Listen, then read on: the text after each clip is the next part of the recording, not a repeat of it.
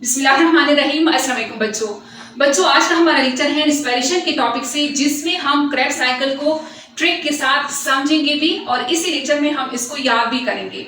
Previous lecture में हमने glycolysis की बात की। ग्लाइकोलिसिस में एक ग्लूकोज का मॉलिक्यूल सेल के साइटोप्लाज्म में पार्शियली ब्रेक डाउन होता है, यानी ये एक सेल है और ये सेल का साइटोप्लाज्म है। यहाँ पे ग्लूकोज के मॉलिक्यूल होते हैं। सो हम कोई एक ग्लूकोज का मॉलिक्यूल लेते हैं, ग्लूकोज में 6 कार्बन होते हैं। तो ग्लाइकोलिसिस में हम इसी ग्लूकोज को सेल के साइटोप्लाज्म में पार्शियली ब्रेक डाउन करते हैं। तो यहां से हमारे पास पायरुविक एसिड बनता है। पायरुविक एसिड 3 कार्बन का मॉलिक्यूल है, जबकि ग्लूकोज में 6 कार्बन है। तो यहाँ पे हमारे पास 2 पायरुविक एसिड के मॉलिक्यूल बनेंगे, 3 कार्बन के, 2 pyruvic acid.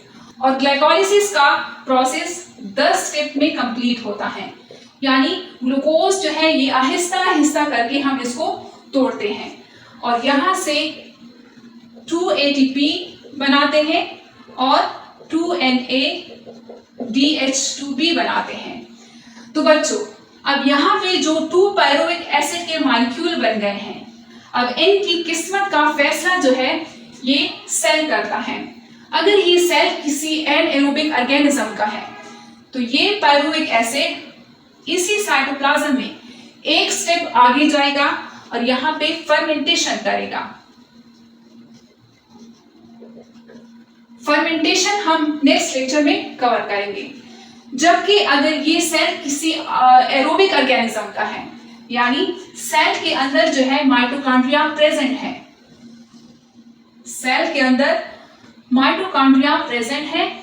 Mitochondria double membrane bound organelle है, ये आउटर मेम्ब्रेन है और ये इनर फोल्डिंग मेम्ब्रेन है, और साथ में इसी सेल के अंदर ऑक्सीजन भी प्रेजेंट है। तो ये पायरुविक एसिड सेल के साइटोप्लाज्म से जाएगा माइटोकॉन्ड्रिया के मैट्रिक्स में। ये सारा एरिया जो है ये क्या है, माइटोकॉन्ड्रिया का मैट्रिक्स, और यहाँ पे क्रेब्स साइकिल चलेगा। माइटोकॉन्ड्रिया के मैट्रिक्स में क्रेब्स साइकिल चलेगा। तो बच्चों अब इसी स्टेप को, जिसमें सेल के साइटोप्लाज्म से पायरुविक एसिड जाता है माइटोकॉन्ड्रिया के क्रेब्स साइकिल में, तो इस स्टेप को हम बोलते हैं लिंकर स्टेप। तो बच्चों यहां पे अगर मैं बनाऊं पायरुविक एसिड का structure CH3 C double bond O COOH, ये है पायरुविक एसिड। तो लिंकर स्टेप में पायरुविक एसिड की हम ऑक्सीडेशन करेंगे, तो यहां से ये हाइड्रोजन जो है ये रिमूव हो जाएगा। सो हमारे पास CH3 C double bond O COO आ जाएगा। जब भी हम किसी चीज की ऑक्सीडेशन करते हैं तो वहां पे किसी चीज को हम रिड्यूस भी करेंगे। तो सेल के साइटोप्लाज्म में जो है हमारे पास NAD के मॉलिक्यूल पड़े हैं, तो ये हाइड्रोजन आएगा NAD के साथ, यानी NAD को हम क्या कर लेंगे, रिडक्शन कर लेंगे, NADH2 बना लेंगे। सो लिंकर स्टेप में हमारे पास NADH2 की फॉर्मेशन होगी NAD+H से, और यहाँ पे पायरुविक एसिड में COO ये क्या है,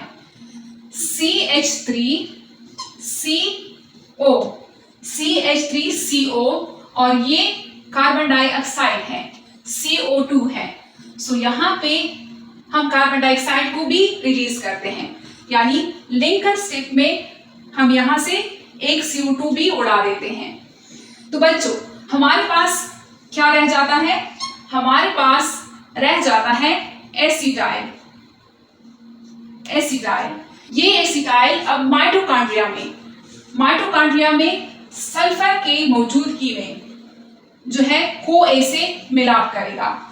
CoA एक एंजाइम है और बनाएगा एसिटाइल CoA। एसिटाइल CoA जो है ये आगे जाके इस क्रेब्स साइकिल को जो है इनिशिएट करेगा। स्टार्ट करेगा। तो बच्चों यहाँ पे लिंकर स्टेप में हमारे पास क्या क्या बना? लिंकर स्टेप में एक पायरुविक एसिड के मॉलिक्यूल से 1 NaDH2 का मॉलिक्यूल बना और साथ में 1 कार्बन डाइऑक्साइड यहाँ से रिलीज हुआ। ग्लाइकोलाइसिस के प्रोसेस में हमारे पास कोई कार्बन डाइऑक्साइड जो है रिलीज नहीं हुआ था। फर्स्ट कार्बन डाइऑक्साइड का मॉलिक्यूल हमारे पास लिंकर स्टेप में जो है रिलीज होगा। तो बच्चों अब यहाँ पे 2 पायरुविक एसिड के मॉलिक्यूल हैं, तो पहले एक पायरुविक एसिड का मॉलिक्यूल जाएगा क्रेब्स साइकिल में, यानी पहले लिंकर स्टेप होगा, फिर उसके बाद क्रेब्स साइकिल होगा। इसी तरह फिर दूसरा मॉलिक्यूल जो है ये फिर जाएगा, पहले लिंकर स्टेप होगा और फिर क्रेब्स साइकिल चलेगा। यानी एक ग्लूकोज का मॉलिक्यूल जब हम तोड़ते हैं तो उसमें 2 क्रेब्स साइकिल चलते हैं। तो क्रेब्स साइकिल जो है ये क्या है? क्रेब्स साइकिल जो है इसको डिस्कवर किया था हैंस क्रेब्स ने। हैंस क्रेब्स एक बंदा है, उसने इसको पिजन के फ्लाइट मसल्स में डिस्कवर किया था। क्रेब्स साइकिल का दूसरा नाम TCA साइकिल भी है, यानी ट्राई कार्बोक्सिलिक एसिड साइकिल। इसमें 3 कार्बोक्सिलिक ग्रुप होते हैं जो कि हम आगे पढ़ेंगे। इसके अलावा इसको हम सिट्रिक एसिड साइकिल भी बोलते हैं। जो फर्स्ट प्रोडक्ट बनता है सिट्रेट बनता है, तो इसी वजह से हम इसको सिट्रिक एसिड साइकिल भी बोलते हैं। तो यहाँ पे हम क्रेब्स साइकिल को ट्रिक के साथ यानी ट्रिक लगा के हम इसको समझते हैं। ट्रिक क्या है हमारे पास? ट्रिक है citrate isocitrate alpha keto glutarate. तुम तीनों की वजह से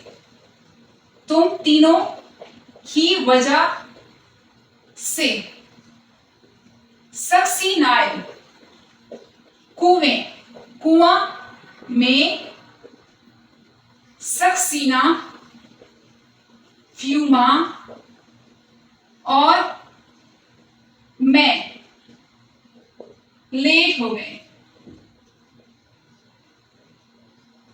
क्या है trick? Citrate isocitrate alpha keto glutarate, तुम तीनों की वजह से सक्सीनाइल कुआं में सक्सीना, फ्यूमा और मैं लेट हो गए। ये जो है सिट्रेट ये एक लड़की का नाम है, आइसोसिट्रेट ये दूसरी लड़की का नाम है और अल्फा कीटो ग्लूटरेट ये तीसरी लड़की का नाम है। सक्सीनाइल कुआं ये कुआं है, ये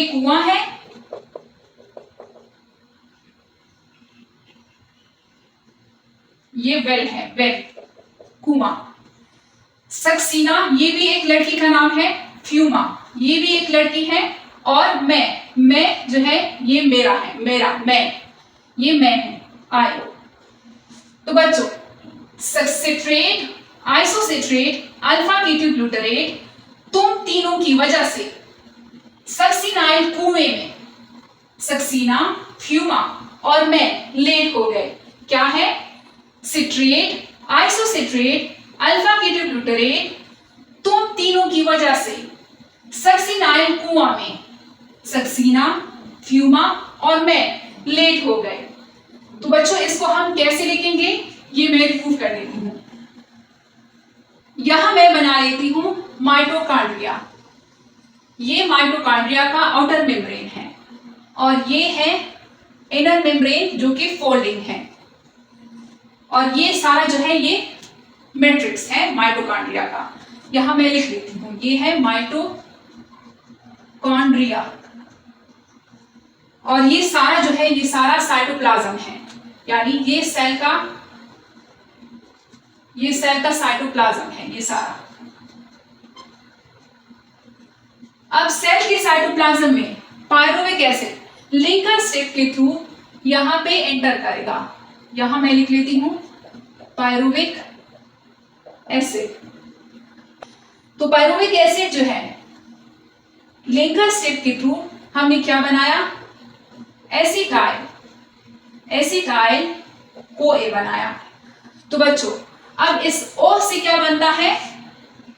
oxalo acetic acid, oxalo acetic acid यानी OAA। सिट्रेट, यहां पे सिट्रेट, आइसोसिट्रेट,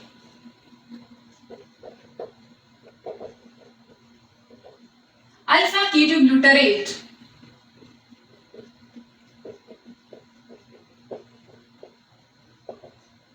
तुम तीनों की वजह से सक्सिनाइल कुआं, यहां पे क्या आता है? सक्सिनाइल CoA, सक्सिनाइल कुआं, सक्सिना, सक्सिनेट, फ्यूमा, फ्यूमरेट और मैं लेट हो गए, सो यहां पे मलेट आता है। और ये ऑक्सैलो एसीटेट क्या बनता है? और से oxalo acetic acid, citrate, isocitrate, alpha ketoglutarate, succinyl CoA, succinate, fumarate और मलेट। टोटल क्रेब्स साइकिल में जो है हमारे पास 8 स्टेप होते हैं। तो बच्चों अब इसमें हमें कैसे पता चलता है कि ऑक्सैलो एसिटिक एसिड में कितने कार्बन है, सिट्रेट में कितने कार्बन है, आइसोसिट्रेट में कितने कार्बन है? तो इसके लिए भी एक ट्रिक है। ट्रिक क्या है? यहां पे हम लिखते हैं 4 6 square 5 4 square 4 square, 4 6 square 5 4 square 4 square. 4 यहां पे जो ऑक्सैलो एसिटिक एसिड है इसमें कितने कार्बन है? 4 कार्बन है। फिर जो है 6 स्क्वायर, 6 स्क्वायर का मतलब है कि यहां पे भी 6 कार्बन है और यहां पे भी 6 कार्बन है, यानी 6 कार्बन के 2 जो है हमारे पास मॉलिक्यूल आएंगे। 6 कार्बन और ये भी 6 कार्बन। और फिर क्या है? 5 कार्बन, अल्फा कीटोग्लूटारेट में 5 कार्बन है। और फिर क्या है? 4 स्क्वायर, यानी ये भी 4 का है और ये भी 4 कार्बन, यहां पर भी 4 कार्बन। और फिर क्या है? 4 स्क्वायर, यहां पर भी 4 कार्बन और यहां पर भी 4 कार्बन। तो बच्चों क्या है? 4 6 स्क्वायर 5 4 स्क्वायर 4 स्क्वायर। तो ये हमारे पास कार्बन नंबर्स आ गए। इसके अलावा कहां पे क्या प्रोड्यूस होता है? तो बच्चों इसको हम कैसे समझते हैं? बच्चों जहां पे वर्ड कीटो आया है, जहां पे हम किसी चीज को काटेंगे, कीटो काटा, यानी अल्फा कीटोग्लूटारिक एसिड जहां पे आया है, इसके आगे और पीछे यहां पे हम जो है रिडक्शन करेंगे। NAD+H, तो इससे बनेगा NADH2। यहां पे NAD+H, तो यहां पे बनेगा NADH2।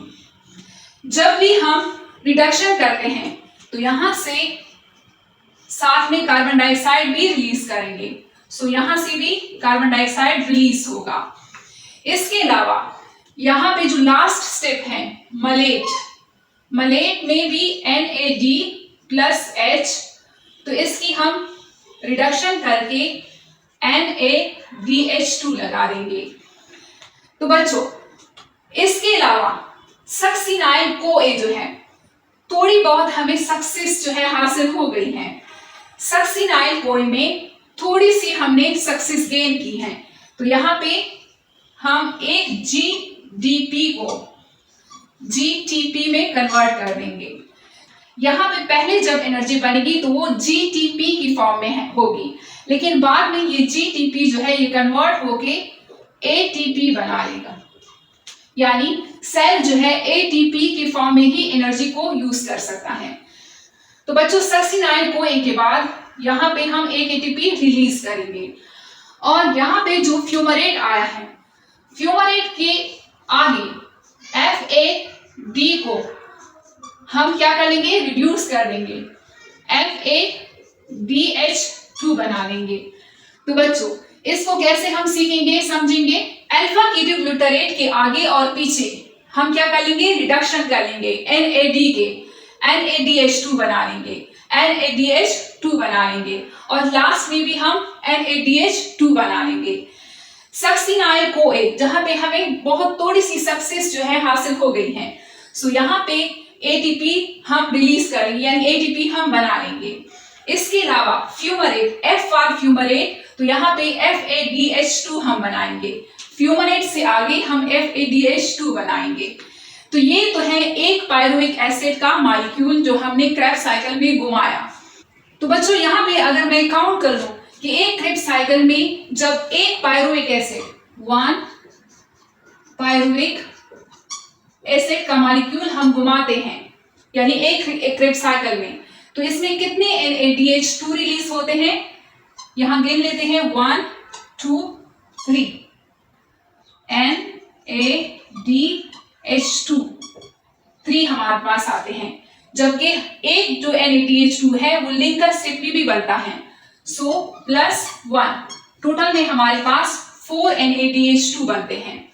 इसके अलावा कितने FADH2 बनते हैं, इसको काउंट कर लेते हैं। हमारे पास एक ही FADH2 बनता है, और सबस्ट्रेट लेवल कितने ATPs बनते हैं, तो यहाँ पे हम काउंट करते हैं, सबस्ट्रेट लेवल हमारे पास एक ही ATP बनता है, 1।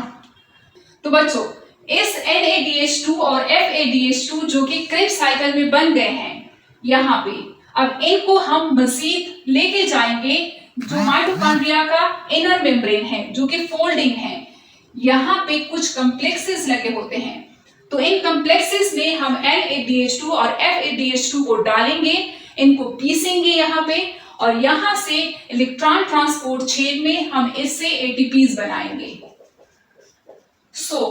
एक NADH2 से 1 NADH2 से कितने ATPs बनते हैं, 3 ATPs बनते हैं। यहाँ पे क्रेब्स साइकिल में हमारे पास 4 NADH2 बने हैं, तो 4 को हम 3 के साथ मल्टीप्लाई कर लेंगे, 4 3s are 12 ATPs, जबकि FADH2 कितने बने हैं, 1, और 1 FADH2 कितने के बराबर होता है, 2 ATPs के, 1 मल्टीप्लाई 2 जो है हमारे पास ATPs बनेंगे FADH2 से, और एक जो है हमारे पास सबस्ट्रेट लेवल ATP बना है। अब इसको अगर हम काउंट कर ले, 12 + 2 कितने हो गए, 12 13 14 + 1 15 ATPs बनेंगे क्रेब्स साइकिल में।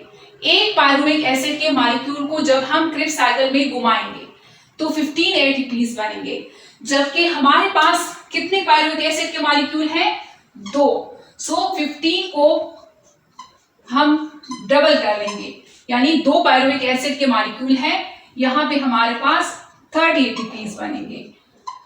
क्रेब्स साइकिल में एक ग्लूकोज के मॉलिक्यूल को जब हम घुमाएंगे तो उससे 30 ATPs निकलेंगे। तो बच्चों ग्लाइकोलाइसिस में कितने ATPs बनते हैं, ग्लाइकोलाइसिस में 2 NADH2 के मॉलिक्यूल बनते हैं, 2 को हम 3 के साथ अगर मल्टीप्लाई कर लें तो 6 ATPs यहां से बनेंगे, और 2 ATPs जो है सबस्ट्रेट लेवल बनते हैं, 6 7 8 + 30 टोटल कितने हो गए, 38 ATPs। 1 ग्लूकोज के मॉलिक्यूल से 38 ATPs बनते हैं। तो बच्चों कहीं पे लिखा होता है कि 38 ATPs बनते हैं, और कहीं पे लिखा होता है कि 36 ATPs बनते हैं। तो 36 क्यों, क्योंकि जब पायरुविक एसिड माइटोकॉन्ड्रिया के मैट्रिक्स में जाता है, लिंकर स्टेप होता है, तो वहां पे 2 पायरुविक एसिड के मॉलिक्यूल 2 ATP यूज कर लेते हैं, तो इस ATP को हम 38 से माइनस करते हैं तो हमारे पास 36 ATPs आते हैं। और इसके अलावा अगर हम कार्बन देखें कि कितने कार्बन जो है हम रिलीज करते हैं, 1 कार्बन डाइऑक्साइड की फॉर्म में यहां से कार्बन रिलीज हुआ है, दूसरा यहां से, और तीसरा जो है कार्बन डाइऑक्साइड लिंकर स्टेप में रिलीज होता है। सो ये 1 पायरुविक एसिड का साइकिल है। जब 2 पायरुविक एसिड के साइकिल होंगे तो 3 को हम डबल कर देंगे। सो हमारे पास CO2 यानी 6 CO2 हमारे पास रिलीज होंगे। ग्लूकोज जो है, ग्लूकोज में कितने कार्बन होते हैं?